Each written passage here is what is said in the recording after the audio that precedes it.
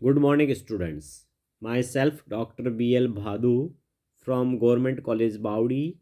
आज हम BA प्रथम वर्ष में भौतिक भूगोल के अंतर्गत इकाई 2, जिसके अंतर्गत अभी तक हम भूकंप और ज्वालामुखी का यूट्यूब वीडियो के माध्यम से हम अध्ययन कर चुके हैं।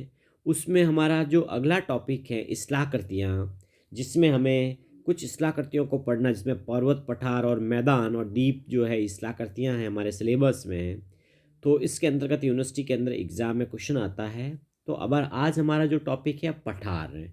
अब देखिए यूनिवर्सिटी के कई बार जो एग्ज़ाम्स के अंदर आता है कि भाई अंतरा पर्वतीय पठार किसे कहते हैं, तटीय पठार कौन से होते हैं, पिडमोंट पठार कौन से हैं, महाद्वीपीय पठार कौन से हैं, है ना, और लावा निर्मित पठार कौन से हैं।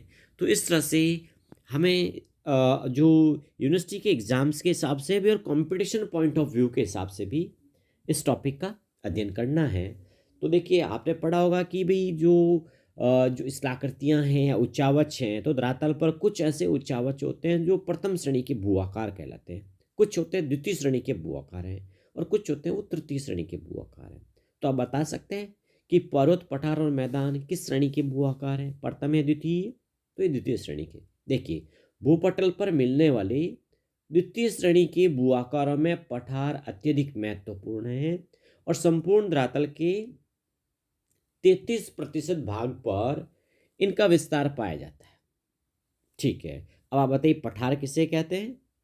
तो इसका उत्तर भी सुनिए। देखिए, अपने समीपवर्ती धरातल से पर्याप्त ऊंचे एवं सपाट तथा चौड़े शीर्ष भाग वाले स्थल रूप को पठार के नाम से जाना जाता है। ठीक है, तो भाई सपाट हो, ऊंचा हो, शीर्ष हो, तो क्या सभी हो गए? तो इधर 50 मीटर ऊंचा भी हो सकता है या इसकी कुछ एक ऊंचाई निश्चित है। देखिए साधारणतः समुद्र तल से इनकी ऊंचाई 300 मीटर से 1000 मीटर होनी चाहिए, यानी सी लेवल, समुद्र तट से ना, किंतु केवल ऊंचाई है ना, तो इस तरह से कितने होने चाहिए? 300 से 1000 मीटर। अच्छा, बता सकते हैं पठारों की आकृति कैसी होती? देखिए पठारों को प्राय मेज के आकार, कैसी होती? मेज के आकार की भू आकृति भी कहा जाता है, यानी टेबल लैंड कहते हैं, किंतु यही एकमात्र आधार पर्याप्त नहीं है। कभी कभी तुलनात्मक रूप में पठार मैदानों से नीचे तथा पर्वतों से भी ऊंचे हो सकते हैं, जैसे संयुक्त राज्य अमेरिका के पूर्वी भाग में स्थित पिडमोंट पठार, जहाँ मध्यवर्ती विशाल मैदान से नीचा है। वहीं तिब्बत का पठार अपने समीपवर्ती तमाम पर्वतों से भी ऊंचा है। विश्व में अनेक पठार ऐसे भी हैं जिनकी ऊंचाई 2000 मीटर से भी अधिक है। उदाहरण के लिए कोलोराडो का पठार, बोलिविया का पठार, तिब्बत का पठार। अच्छा, अब आप बता सकते हैं कि हम उत्पत्ति के आधार पर हम पठारों का वर्गीकरण किन किन आधारों पर कर सकते हैं, या कौन से वर्गीकरण है ना? कुछ पठार जैसे अंतर्जात बलों से बनते हैं, तो कुछ बहिर्जात बलों से बनते हैं। देखिए पठारों की उत्पत्ति हेतु पृथ्वी के अंतर्जात एवं बहिर्जात दोनों बलों का योगदान रहता है। जहाँ अंतर्जात बलों द्वारा विशाल एवं ऊंचे पठार बनते हैं, वहीं बहिर्जात बल पठार का अपर्दन द्वारा विनाश अधिक करते हैं, क्योंकि इनका मुख्य कार्य ही धरातल पर समानता स्थापित करना है। तो इसका मतलब हुआ कि जो पठार हमारे बने हैं वो अंतर्जात यानी आंतरिक शक्तियों से और बहिर्जात यानी बाहरी शक्तियां दोनों से बनते हैं। तो देखिए प्रमुख पठारों का हम अध्ययन करने जा रहे हैं। सबसे पहला और वेरी इंपॉर्टेंट जो पठार है, जो एग्जामिनेशन पॉइंट ऑफ व्यू से सबसे इंपॉर्टेंट है, वो है अंतरा पर्वतीय पठार, इंटरमाउंटेन प्लेट्यू किसे कहते हैं? देखिए ऐसे पठारों का निर्माण भूगर्भ की आंतरिक शक्तियों के फलस्वरूप उच्च पर्वत श्रेणियों के निर्माण के साथ ही संपन्न होता है, तथा ये चारों ओर से पर्वतों से घिरे होते हैं। तो चारों ओर से पर्वतों से घिरे होने के कारण इनको अंतरा पर्वतीय कहते हैं, है ना? चारों ओर से पर्वतों से घिरे होते हैं। ठीक है ना? जैसे तिब्बत का पठार विश्व का सबसे ऊंचा पठार है, है ना, जो पर्वतों से घिरा हुआ। इसके अतिरिक्त बोलिविया, पेरू का पठार, कोलंबिया का पठार, अनातोलिया का पठार, ईरान का पठार, इसी प्रकार के पठार हैं, अंतरा पर्वतीय हैं। एक पठार होते हैं पिडमोंट। पिडमोंट जो होते हैं उसको पर्वतपदी कहते हैं, पर्वत के पास पग पे, फुट पे। देखिए, पर्वतों के आधार या तलहटी में स्थित पठारों को पिडमोंट पर्वतीय या गिरिपद पठार के नाम से जाना जाता है, यानी पर्वत के आधार पे हैं ये वास्तव में पर्वत तल तथा मैदानी भागों अथवा पर्वतों से समुद्रों के बीच ऊपर उठे हुए भाग होते हैं। इनका विस्तार सामान्य एवं ढाल खड़ा होता है।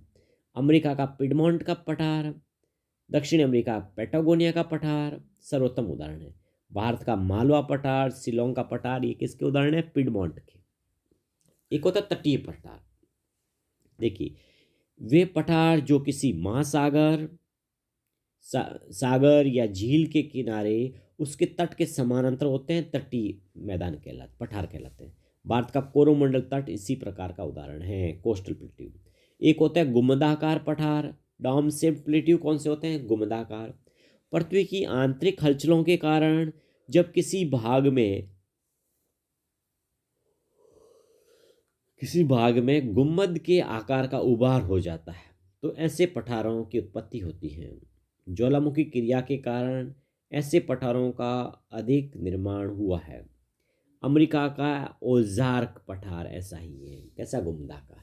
अगला है महाद्वीपीय पठार, है ना, कॉन्टिनेंटल प्लेट्यू। तो देखिए, महाद्वीपीय पठार का है। ऐसे पठारों का निर्माण पटल विरूपणी बलों द्वारा धरातल के किसी विस्तृत भूभाग के ऊपर उठ जाने से होता है।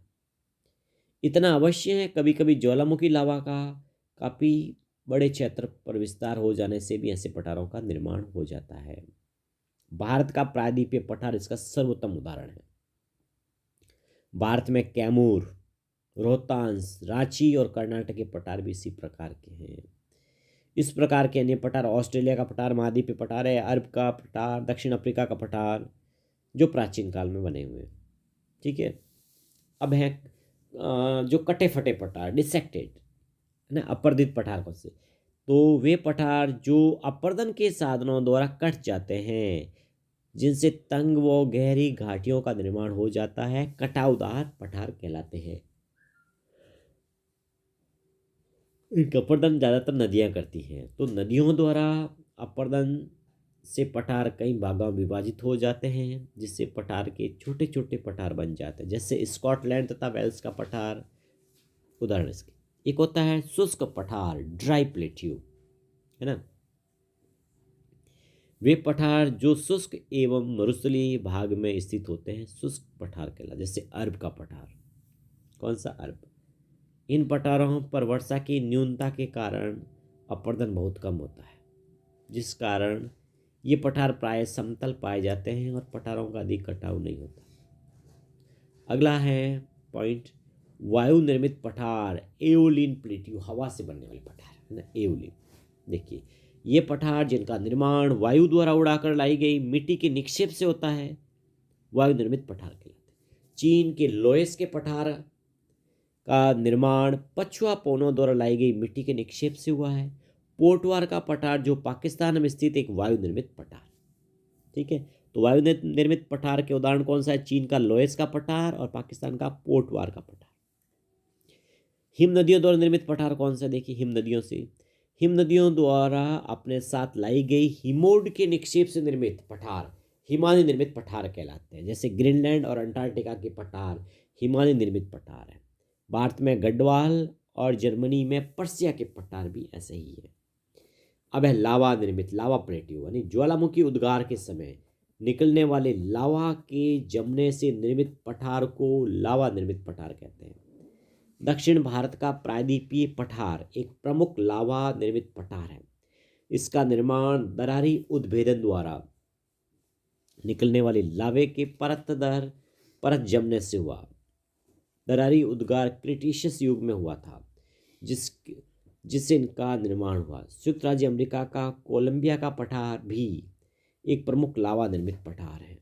लावा निर्मित पठार में न्यूजीलैंड, अफ्रीका, अमेरिका में पाए जाते हैं। अफ्रीका का एबीसीनिया का पठार भी एक प्रमुख लावा निर्मित पठार है। कौन सा पठार है? लावा निर्मित पठार है। अब आप इन पठारों के देशों के नाम बताइए। एशिया माइनर पठार कहाँ है? तुर्की। अनोतोलिया का पठार कहाँ है? तुर्की। मेसेटा का पठार कहाँ है? स्पेन। चिपायास का पठार कहाँ है? मैक्सिको। कोलोराडो का पठार संयुक्त राज्य अमेरिका। ग्रेट बेसिन पठार अमेरिका। अलास्का या यूक्रेन का पठार कहाँ है? Ukraine America. कोलंबिया का पठार अमेरिका। पिडमोंट पठार अमेरिका। लोरेंशिया पठार अमेरिका। मोटोग्रासो पठार ब्राज़ील। और बोरमासा पठार ब्राज़ील। तकलामाकन पठार चीन, है ना। तिब्बत का पठार तिब्बत चीन।